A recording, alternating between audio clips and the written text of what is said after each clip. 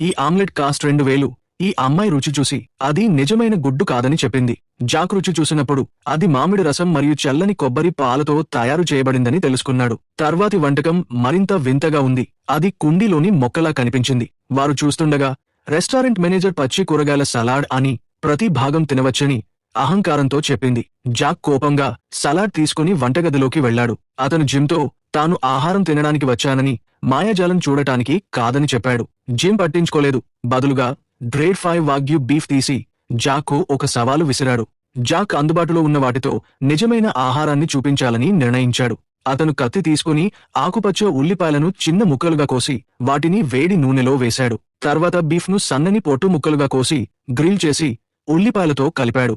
అధిక వేడిపై త్వరగా వేయించి నువ్వుల నూనె, జీలకర్ర మరియు ఇతర స్పైసెస్ వేశాడు.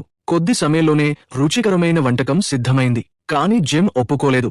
అతను ఒక బ్లోటాచ్ తీసుకుని వాగ్యూ బీఫ్ను పర్ఫెక్ట్ మీడియం రేర్కు సీర్ చేశాడు. స్టీక్ను సమానంగా కోసి ఆకుపచ్చ ఆకులపై జాగ్రత్తగా ఉంచాడు. ప్రతిదీ గమనిస్తూ ఒక ప్రత్యేక చెక్కతో పొగ సృష్టించడానికి అగ్గిపుల్ల వెలిగించాడు. 30 నిమిషాల పాటు తక్కువ ఉష్ణోగ్రత వద్ద బీఫ్ను స్మోక్ చేశాడు. ఫలితంగా మెత్తని మరియు సువాసనగల వాగ్యూ స్టీక్ సిద్ధమైంది. జిమ్ సాంప్రదాయ చైనీస్ వంటకాలు ఓల్డ్ స్టైల్ అని చెప్పాడు. అతను ఇంటికి తిరిగి వెళ్లినప్పుడు జాతీయ వంట పోటీలో గెలుస్తానని నమ్మకంగా ఉన్నాడు. జాక్ స్టీక్ను తీసుకుని వాసన చూసి జిమ్కు నిజమైన నైపుణ్యం ఉందని ఒప్పుకున్నాడు. ఏమీ మాట్లాడకుండా అతను తిరిగి నడిచి వెళ్లిపోయాడు. ఆసక్తితో జిమ్ జాక్ తయారు చేసిన వంటకాన్ని రుచి చూశాడు.